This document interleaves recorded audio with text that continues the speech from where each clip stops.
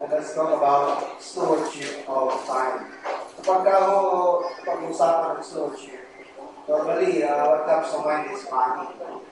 Pero hindi lamang ko pera ang pinagkaniwala sa atin ng Panginoon. It's not all money. Maraming bagay. Ang buong creation ay pinagkaniwala sa atin ng Diyos. No?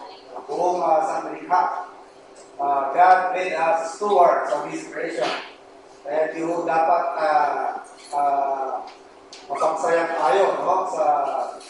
sa ating nakikita. Hindi po mo abandon ang resources, hindi po masagana. Dito sa Pilipinas, sagana ang tubig, no? Although yung mga panahon na nagkakaroon ng shortage, lalo na pagka hindi matagal-tagal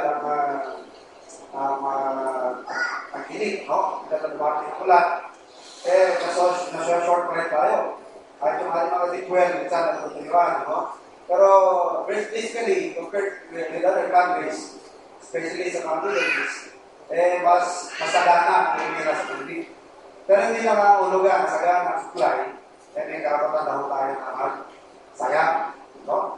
Because God made us stewards, no? And good stewards means walang wastage, no? Walang nasasayang. Kahit ang Panginoon, the Lord set an example for us. Ano? Kung sinabi siya sa kanyang mga gather what is left. Di ba? Doon may natin ang pagkain doon sa pagpapakain sa 5,000 katao. When he fed 5,000 with 5 loaves and 2 fishes, sinabi niya sa kanyang mga alagad, gather what is left. Bakit kaya pinapagather? It is for future use. Para magamit pa kasi hindi naman nila mauubos yung isang basket pagkain. It was eating, lahat nila mauubos yun. So it must be gathered, saved, consumed sa araw na yan, and at the same time, magamit for future things. So maraming bagay ang pinagkaniwala sa ating ang Panginoon. No? Basically speaking, the whole creation was entrusted to us by God. Sabi niya, have dominion over it. Doon pa lang ako sa Garden of Eden. Yung talatan po sa chapter 1 of Genesis. Inilagay ng Panginoon ang ating kalalagayan sa mundo nito. God made us stewards of His creation. Kaya nararapat na pangalagaan mo natin itong big. And God also made us steward of our finances, no? Ating pera. God made us steward of our lives. No? Kailangan maayos ang ating pamamalakad sa ating buhay. Ilalagay natin sa ayos ang ating pamumuhay. No? God made us stewards of time. God made us stewards of the abilities na pinagdawag sa atin, no? Mga talents, skills, mga kakayanan. Alam niyo po, meron mga kakayanan na na-develop at meron mga kakayanan na inborn. No? Yan po mga kapatid ay kaloob ng Panginoon. And God made us stewards of all those. Kaya ano man sabihin ng steward? A steward is a manager, an administrator. Hindi siya yung actual owner. Hindi siya yung tunay na nagmamayari, kundi pinagkatiwala lamang sa kanya ang lahat ng pinagmamanage sa kanya. At hindi niya yun minamanage sa kanyang sariling mga whims at sariling mga schemings. But i-manage niya yun based on the pleasure and the desire noong nagbigay sa kanya ng tiwala, ng pagkakatiwala. And we know for a fact that God is the one who entrusted us everything that we call ours.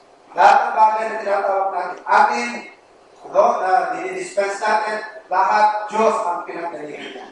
And for our purpose today, mga kapatid, ifo-focus lamang po natin ang ating attention sa isang area, and that is in regards to the management of our time. God made us stewards of time.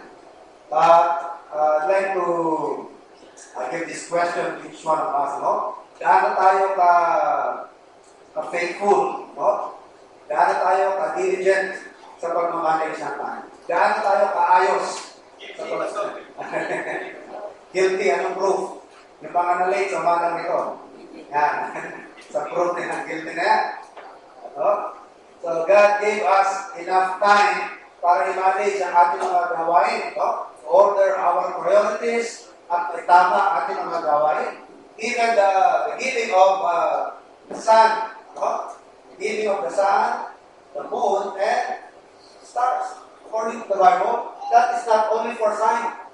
Hindi lang para sa senyas yan, kundi God gave all this thing for what? For season. Para malaman natin kung ano yung nararapat gawin sa bawat takdang panahon. May kanya-kanyang panahon ng bawat bagay. May kanya-kanyang oras. Sabi nga sa Ecclesiastes, di ba? He makes all things beautiful in His time. To everything there is a purpose. A time for every purpose. No? So, maganda po mga kapatid na halaman natin, no? Kung ano yung desire ng Panginoon, kalooban ng Panginoon, pagdating po sa paggamit ng panahon. Magdaan po natin, mga kapatid, hindi tayo ang nagmamay-ari ng panahon. No? God owns time. Ang Diyos ang may-ari ng panahon at meron siyang karapatan sa panahon. Hindi ho tayo ang tunay na may-ari ng ating panahon. Kaya kung meron hinihingi ang Diyos, sinasabi natin panahon natin, hindi natin dapat dyan ipinagdadamot sa Panginoon. Kung meron hinihinging panahon ang gawain ng Diyos, dapat iniuukon natin sa Diyos ang panahon na kanyang hinihingi para sa kanyang gawain. So hindi ko tayo ang may-ari ng ating panahon. God owns everything. First of all, kapatid, by way of introduction, let's say that God is the inventor of time. Do you agree? Wala namang bagay na hindi nagpala sa Diyos, no? God is the inventor of time. Kailan po ba nagsimula ang time?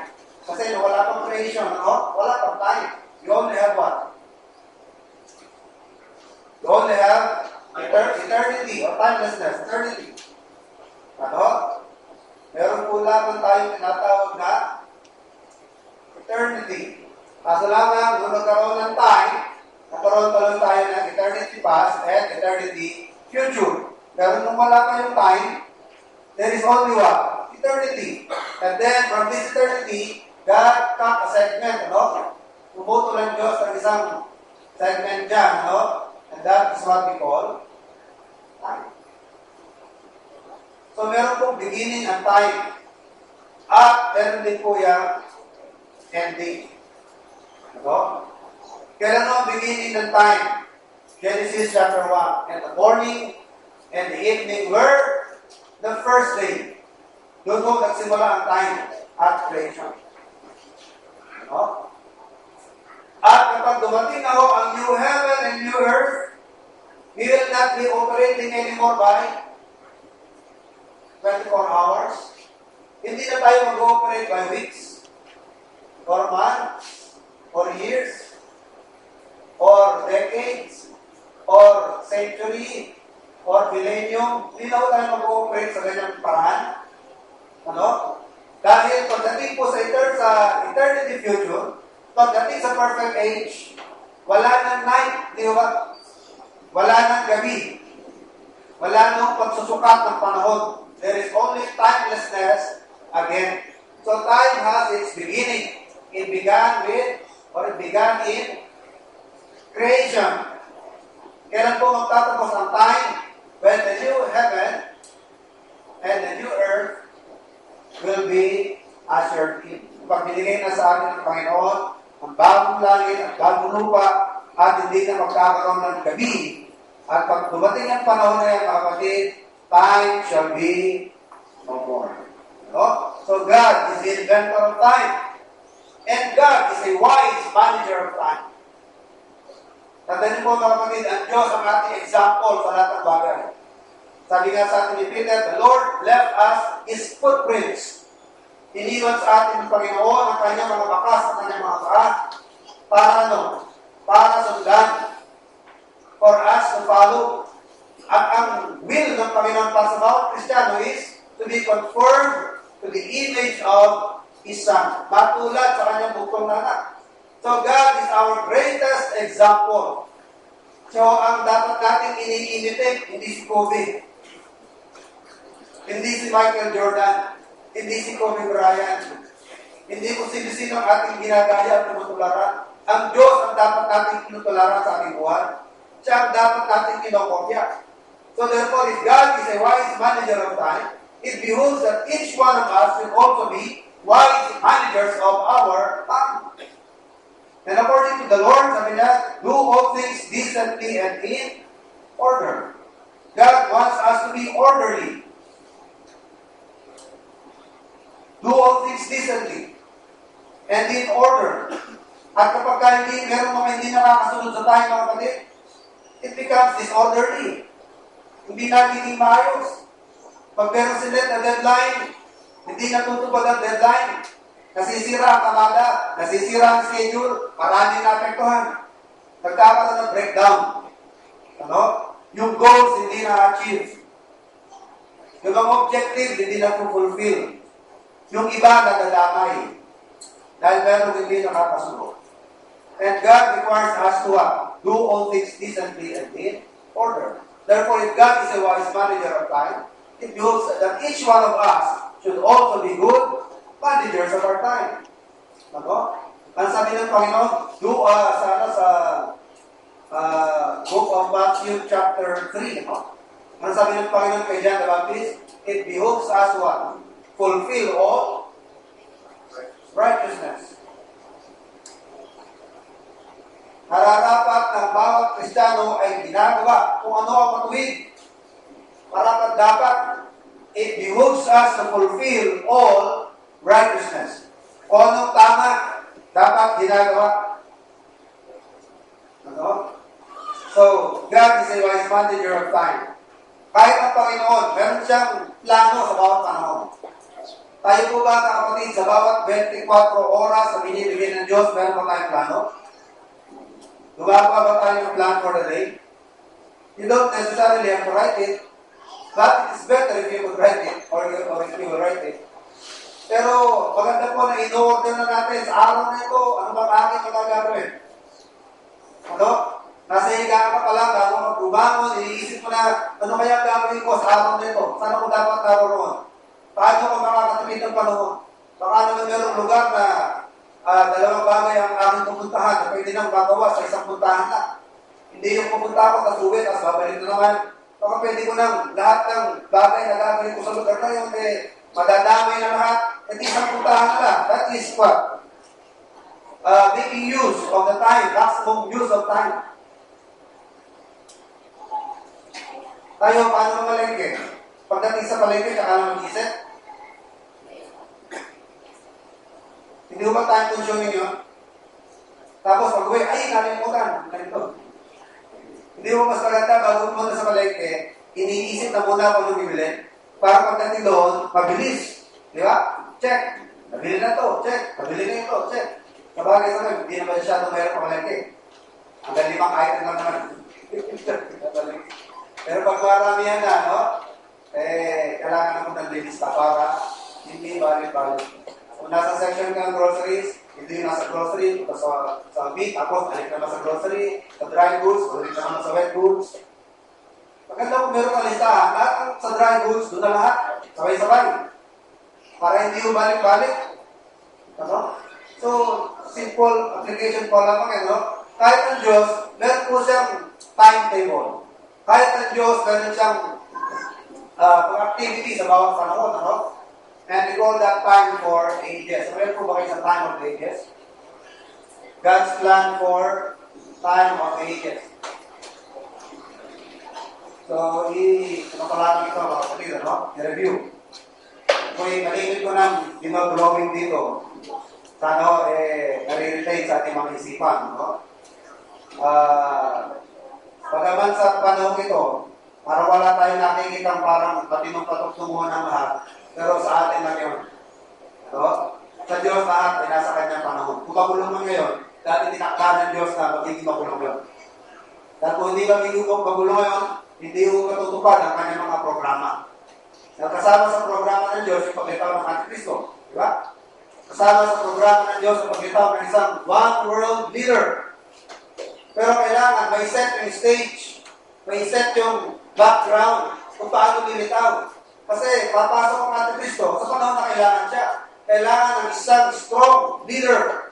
Kailangan ng isang strong, dynamic, charismatic strong natural leader, no, na kaya niya pasunurin ang buong mundo kahit mag-isa lamang siya. Pero kung maayos naman ang lahat, wala namang pangangailangan sa kanya. Diba? So, hindi matutupad ang mga programa ng Diyos. And in the plan of God, kailangan lumitaw ang isang Antikristo na magsasaayos sa paguluhan. And so, therefore, there is a necessity na i-allow ng Diyos ang mga kaguluhan. Ano?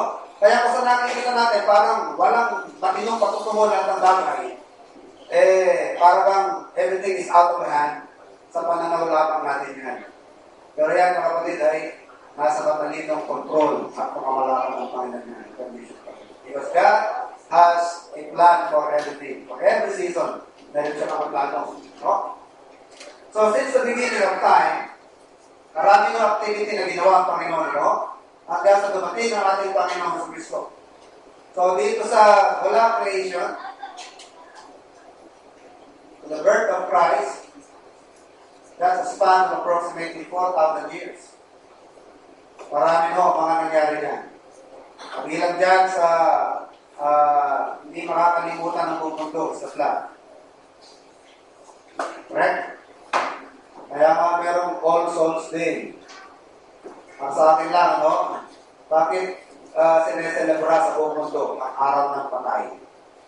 Dahil nagkaroon ng pagpatay sa lahat ng mga nilalang na hinihinga sa kanilang ilong. No? Kung may nangyari lamang na, isip kaya tayo ng mga isa-celebrate natin. Ano kaya ganun? I-celebrate natin ang araw ng patay. Ano nung gawin? Hindi naman ganun yun eh. Ano?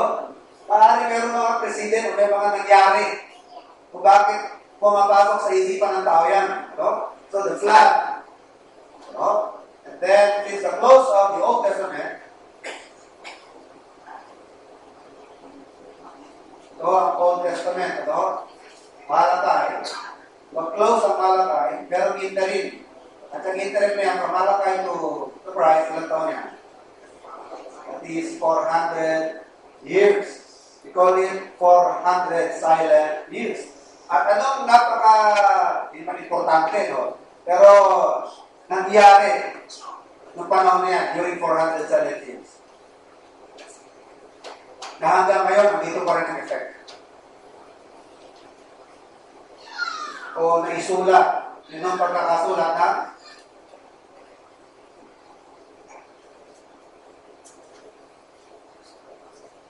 apocryphal books. Ako, baka meron kayong hawak kayo na Bible. May apocryphal. Meron kayong Bible dyan na may nakasulat na Deuterocanonicals. Akin na kayo na may Biblia? Yun, Deuterocanonicals. Ibig sabihin na yan, ang Biblia nyo, may kasamang apocryphal books. 14 apocryphal books. Yung apocryphal books na yan, nauna pa yan sa New Testament.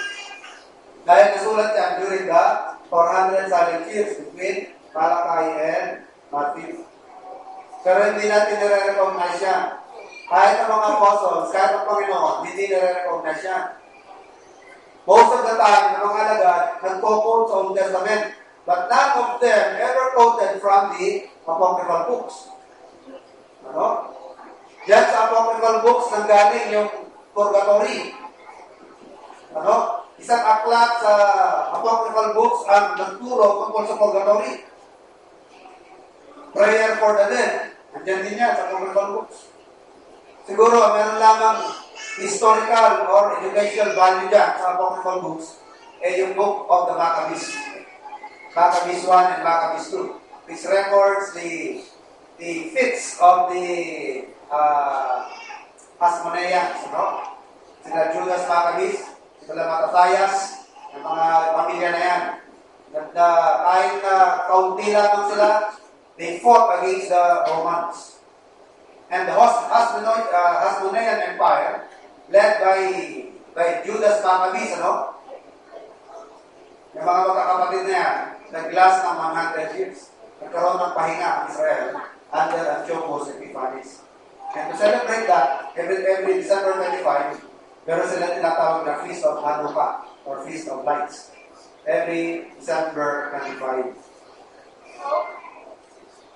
Lahat ng bahay nila, ilalagyan nila ng ilaw. Siguro doon nagsimula ang Christmas light. Every December 25 kasi yun. Sa bawat bahay na Pangudyo, naglalagay ng ilaw sa bintana. Simbolo na may buhay. Nagkaroon sila ng buhay out of darkness. Pero sa madilim na bahagi ng kanilang buhay kasaysayan ay nagkaroon sila ng glimpse of hope, ng liwanag, nakapahipahin na sila. And then what else? From the time of Christ, the present is 2011. And what's next in the plan of God? Nagkaroon ng rapture. Pag nag-rapture, sa lupa, magkakaroon ng 7 years tribulation. And after 7 years tribulation, the Lord will return. Natawag na Revelation. And pagdating ng Panginoon, He will wipe out hindi ko lang wipe out, He will fight with the United Nations, kalabanan ng Panginoon ng United Nations sa Battle of Armageddon. And after the battle, magkakaroon na millennium or 1,000 years, millennial reign of Christ, and then the great white throne judgment. And after great white throne judgment is the perfect age for eternity future. So God has a plan for everything. Nasaan na tayo banda? Nasaan stage na tayo? O nasa kapanahon na tayo? Kung gusto nyo tawagin ito na ages, meron tinatawag na age of the Gentiles, age of the Jews, ngayon po yung age of Christ, at pagdating ng millennium, it is the age of Christ. Yan naman ang panahon ng Panginoon. Siya naman ang bida. Siya naman ang iiral. Sa ngayon, nag-mediate lang siya sa atin. Panahon ngayon ng mga Gentiles at panahon ng church. O pwede tawagin ng age of grace or church age. So yan ang mga katawagan dyan, Pero more or less, ito ang plano ng Panginoon. So, dito na tayo banda, sa 2011. And any moment, it could be today, or it could be tomorrow, na maaaring magyari po yung tinatawag na rapture. Rapture is the return of the Lord Jesus Christ. Second Advent. Ang kanyang first Advent, when He was born in Bethlehem. Second Advent, when He comes for His saints. At yung Revelation, after 7 years, He will be coming with. Nakita ninyo ang pagkakaiba? Yung mong rapture is coming for His saints. Yun namang Revelation is coming with His saints. Pagbalik niya, kasama na niya yung mga saints na ni-rapture. So, ang Diyos ay meron pong plano. So, maganda po na tayo mga Kristiyano, marunong din po magplano sa ating buhay. Magplano sa ating araw. Magplano sa ating panahon. So, God is a wise manager of time. And God has a plan for the ages. Now, He makes all things beautiful in His time. Basahin po natin sa gali ang Ecclesiastes chapter 3. Pero po magandang sinasabi siya. To everything there is a season and a time to every purpose under the heaven. A time to be born and a time to die. A time to plant and a time to pluck up that which is planted. A time to kill and a time to heal. A time to break down and a time to build up. A time to weep and a time to laugh. A time to mourn and a time to dance. A time to cast away stones and a time to gather stones together. A time to embrace and a time to refrain from embracing. A time to get and a time to lose. A time to keep and a time to cast away. A time to rent and a time to sue. A time to keep silence and a time to speak. A time to love and a time to hate. A time of war and a time of peace. So na yung makes all things beautiful in His time. Saka talaga tayo. He makes all things beautiful in His time. But God has a time for everything. Matalino siya mag-manage ng time. Sa Diyos, wala yung tinatawag na untimely. Matawag lang yung untimely, But with God, there's no such thing as untimely. Limit natin narinig yan, untimely death. Sa Diyos, walang untimely death. Sa paningin natin, yung batang namamatay, untimely ang kanyang namatayan. Para sa Diyos, yun na ang kanyang time. Hanggang doon na lang talaga ang boundary niya. Hanggang doon na lang ang allotted time ng Panginoon sa kanya. There's no such thing as untimely death. Kahit ikaw ay nasa prime of life, nasa kalakasan mo, at bigla kang kinuha ng Panginoon, hindi ho untimely yan. That is the perfect timing para sa Panginoon. Oras mo lang na para po sa Panginoon. Remember, sinong kilala niyo sa Bible na ang sigla-sigla ang lakas-lakas? Hindi lumago ang mata, hindi nawala ang lakas. Pero kinuha na ng Panginoon dahil wala nang dahilan ng Panginoon sa kanya na nakikinig siya. Dahil tapos na ang plan ng Diyos sa kanya.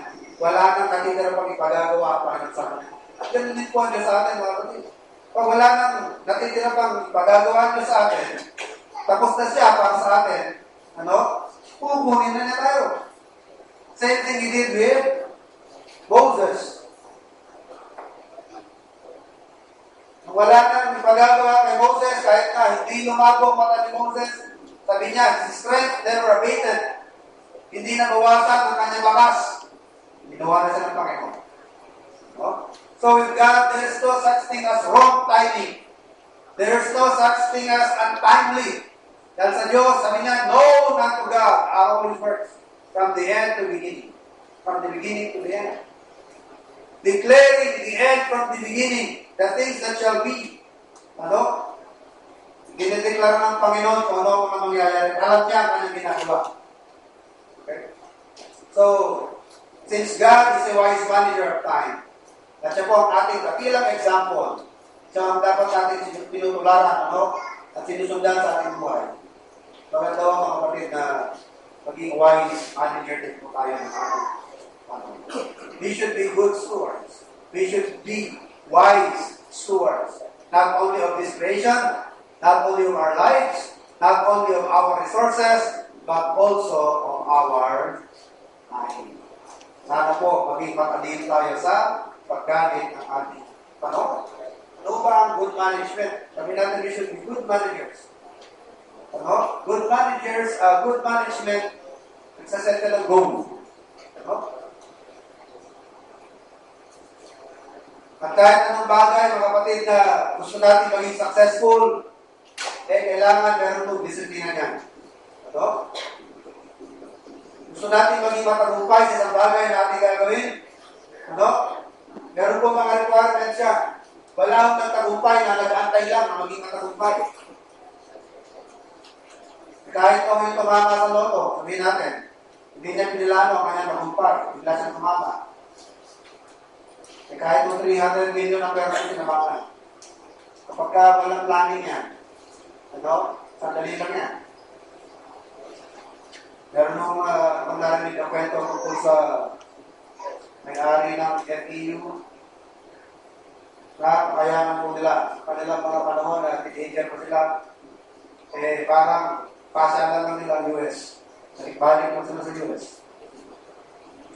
Yan po dahil sa sipag at tiyaga ng kanilang mga magulang. Pero dahil sa sipag at tiyaga ng kanilang mga magulang, lumaki ang mga bata na parang senyorito. Wala nang alam gawin kundi pumastos, liwalin. Dami na lang pera. Alam mo hindi maubos.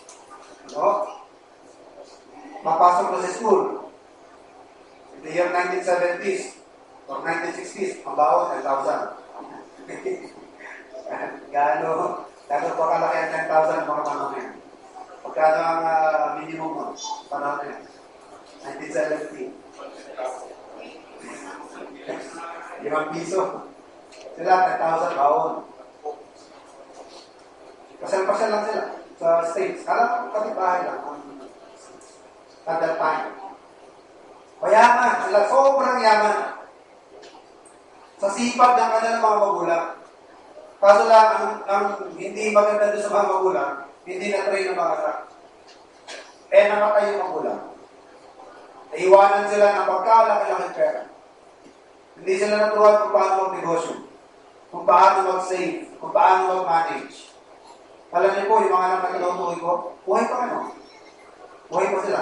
Medyo may edad pa rin. Mga anak. Pero halos hindi nyo makakilala na hindi ganun sila dati.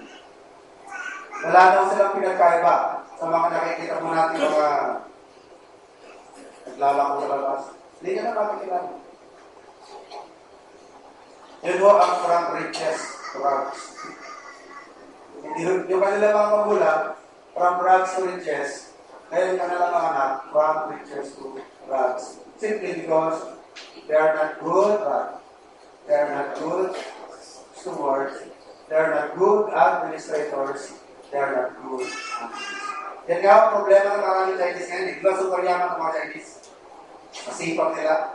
At ang dami nilang mga negosyo na imundar. Tapos magkakaroon sila ng anak na hindi nahilig sa negosyo. Ang hilig, ang gusto mag-doktor. Ang hilig din ang gusto maging architect, fine arts, wala namang hilig sa pag-negosyo. Paano pag nakatay magulang? Paano ngayon? Ang maganda mga kapatid na nagka-train. Nagtuturo. Wala ako mga kapatid yung nagpaki-anod ka lang.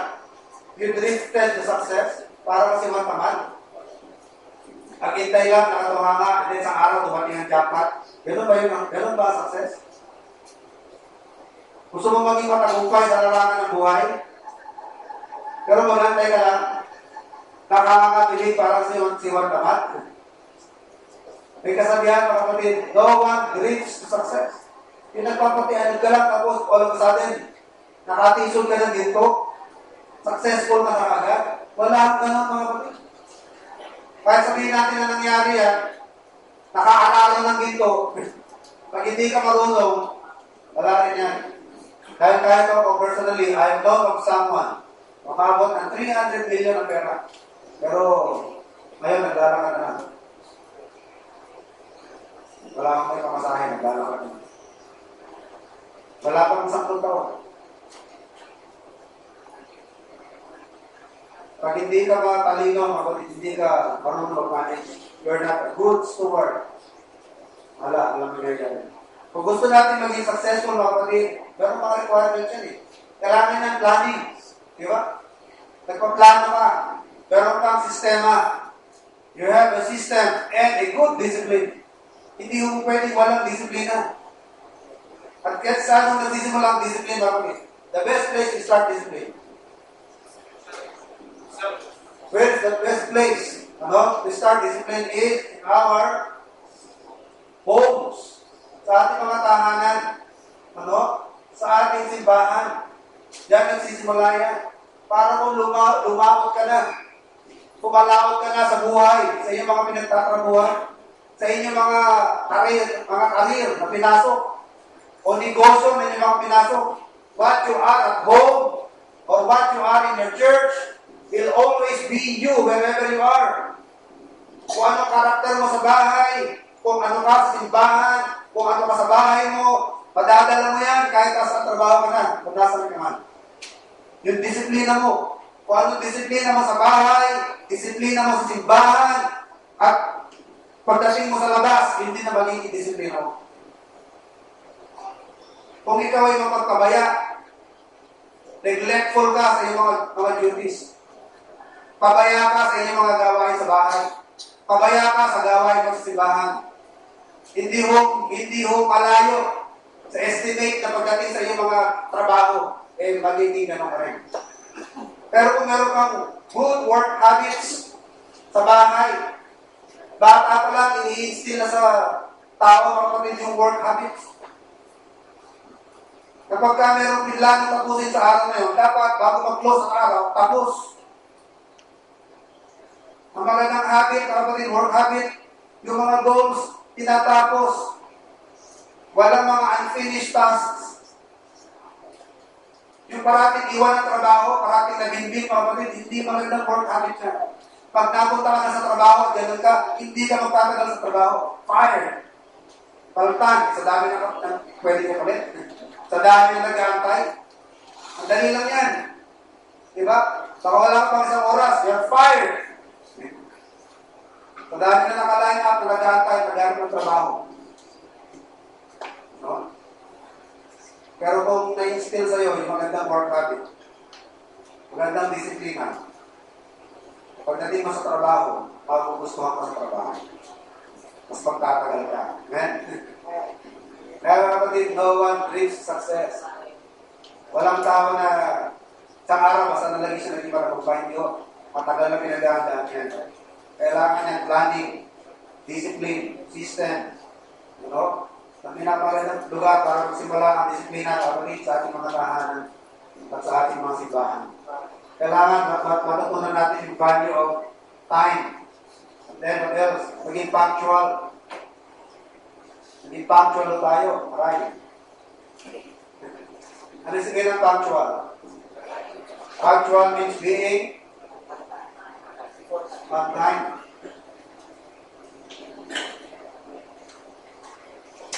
Ano ba yung to be punctual? To be punctual means to respect other people's time. Pero kayong kausap, ang dami ng oras sa pagkikita. So, pagiging punctual ka. Kasi kung hindi ka punctual, parang hindi mo nare-respeto yung oras, di ba? Hindi mo lang, baka after ng pag-usap din yung pagkikita nyo, marami pa siya mga nakaline up na gagawin, marami pa siya napakausap. Eh dahil sa'yo, masisira ang lahat ng yun. Diba? So, being punctual is being respectful of other people's. Gusto rin natin na nire-respeto nila yung time natin. So, respeto natin yung time ng iba. Respect other people's time. So, be punctual. So, hindi ka sigurado nakakarating ka ng exact kung gano'ng oras, ano gawin mo? Ano pinaka-safe? Okay, between, ganito na lang. Between 10 to 11. Hindi ako makakarating, hindi ko sure kung makakarating ako ng 10 eh. Sige, basta between 10 to 11. Diba? Mas maganda mo yun, diba? Sa church kaya, pwede gawin yun. Anong oras sa service natin? Basta, between na yan. Pagparami na. Pwede na. Ikaw konti pa. Basta, between yan. Pero pwede ba yun? Pwede yun. Nagkaisa ho tayo na oras po natin service ay 8:30. Kung sa mga nakakating na mas maaga, devotion mo tayo. 8 o'clock or 8:15. Pero yun pong Sunday school po natin, i-start po yan ng 8:30. Kung hindi natin kaya yung 8:30, pwede na pala natin i-move eh, di ba? Marami, nakakating ng 9, magkaisa na lang tayo, gawin natin 9. Di ba? Dahil yung oras natin dati sa hapon, sabi natin, alas 4, punta tayo sa kapila. Dumarating, alas 5. Mas marami nakakating na alas 5, dilipat na alas 5. Nung dilipat na alas 5, dumarating na alas 6. Mas marami dumarating na alas 6, alas 7 na lang. Nalilate pa ng alas 6, alas 7 na lang. Ano? Kaya napaisip ako eh. Bakit gawin na lang aluna? Nahihirapan na mag-isip ng kung anong magsusot sa lahat eh. Pero mga kapatid, kailangan alam natin ang ating mga prioridad, di ba? We should know our priorities. Sa bawat araw, meron tayong priority. Ito yung araw ng linggo, sino ba priority? Di ba? Labada? Ano bang priority pag Sunday? Uniform? Ano bang priority pag Sunday? Mga malengke? Para kinalibisan? Baon ng mga bata? Meron tayong 6 days para planuhin yan, di ba? Pag po gagawin ng linggo, Lord's Day yun. Ano ba priority pag Sunday? A good manager knows his priorities. If you are a good steward of time, dapat alam mo kung ano yung priority mo. Kung ano importante sa bawat araw. Pero sa araw ng linggo, mga kapatid, wala nang pinaka-importante kundi ang Diyos. Because Sunday is the Lord's Day. Bakit pa tinawag na Lord's Day yan? Doon pa lamang sa 10 Commandments, sinabi ng Diyos, for in 6 days you will perform your work. Inaalat sa atin ng Panginoon ang 6 days. Sa atin ilang oras ba yung 8 to 3? Bilangin nyo nga. 7 hours. Hindi pa nga 24 oras yan 7 hours lamang ang ating ini-spend sa church. Pero sa atin, maraming guilty. Sunday morning. Sunday morning Christian lang. Tama? Tingnan yung attendance. Dami pag umaga, marami. Paghapon, nila ng bawas. 50%. Pag prayer meeting, lalo na. No? Bakit gano'n? Ano ba priority natin? Di ba Sunday, Lord's Day? Hindi naman sa atin yan eh. Lord's Day yan eh. Napakabait ka dito sa atin eh. Radio, ginawa na natin alauna yan. Para after service hapon, hindi na uli kayo babalik. You can have the rest of the day for your own consumption. Despite the fact na sa Panginoon pa rin ang araw na yan.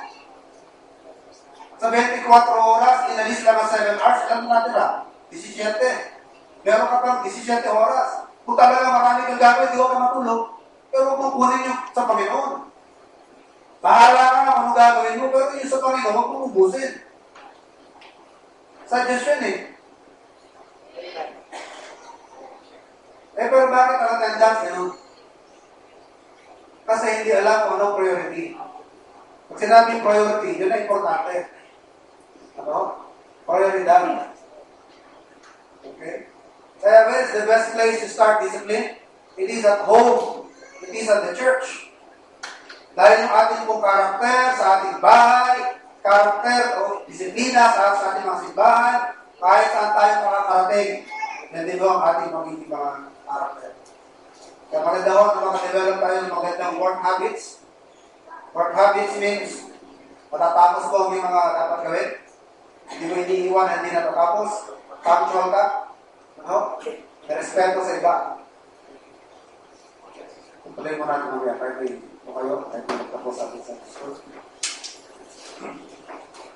Heavenly Father, we thank you so much for the time that we spent together. Salamat po ang mas nagibagay na tawa, alam sa araw nito. Sana po ang mas aming tuloy na pagtalakay ng mahalagang subject nito man na nakakita may napakabayaan, nanineglect. Hindi namin nabibigyan ng pansin. Sana po ang mga tuloy na kami turuan naman, iwanagan sa precepts sa iyong kalooban. Lagi po lang ang kabayan sa araw nito. Patuloy na taas, para ating pagkaling dalangin sa araw ng aming Diyos. Pagmuna po kayo, bago natin. Go beyond. Maraming salamat, Pastor, sa napakaganda ng ating pong pakinggan na insight para sa ating pong Sunday School. Okay, so tayo po ay magpapatuloy ngayong maga at hindi po natin ang ating pong boombox, tayo po yawin, tawagin po natin si Balina.